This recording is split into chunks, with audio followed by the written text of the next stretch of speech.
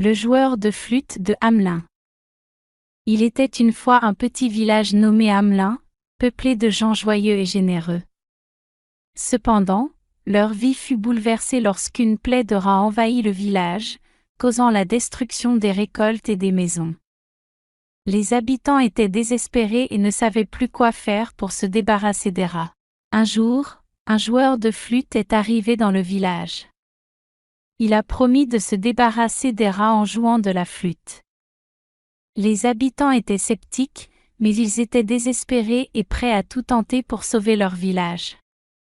Le joueur de flûte a commencé à jouer et les rats sont sortis des maisons et ont suivi la mélodie jusqu'à la rivière, où ils se sont noyés.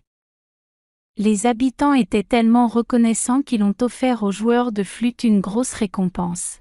Cependant, le joueur de flûte n'était pas celui qu'il pensait. Il était en réalité un magicien maléfique et il a utilisé sa musique pour envoûter les enfants du village et les emmener avec lui. Les parents étaient désespérés et ne savaient plus quoi faire pour retrouver leurs enfants. Le joueur de flûte et les enfants sont partis loin du village et se sont enfoncés dans les montagnes.